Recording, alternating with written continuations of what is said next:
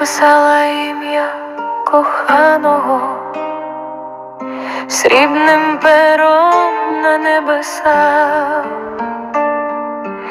Красиве світло лється з жаданого, де місяць ховався в пахучих садах.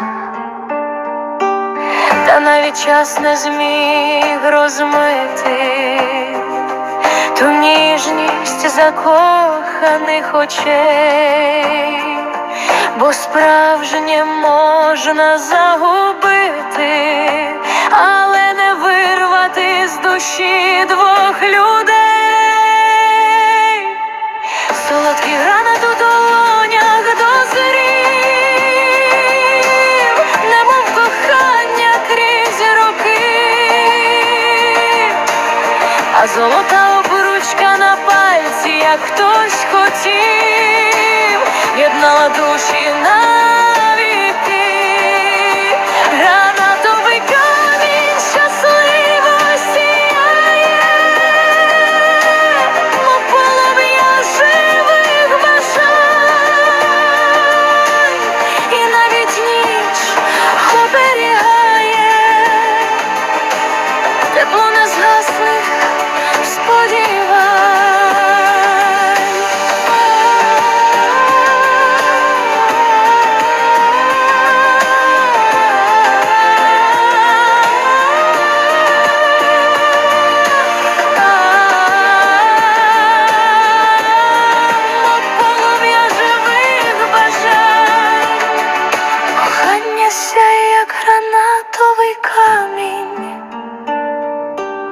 Він пам'ятав її мовчання і запах квітів її волосся, де місяць слухав його зізнання. Це була правда, не здалося. Вона торкнулась обручки рукою, де гранат вогнем палав, і тихо мовила: з тобою мій світ кохання відшукав. Солодкий гранат у долонях дозрів, немов кохання крізь роки,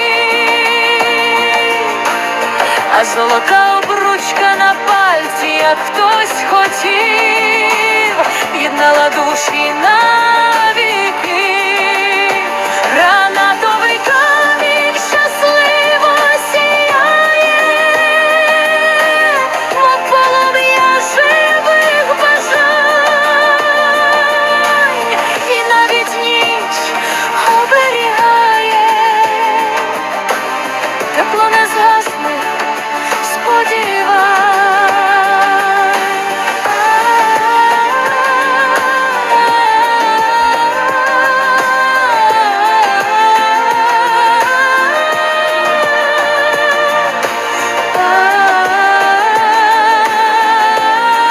Мов полум'я живих бажань, кохання сяє, як гранатовий камінь.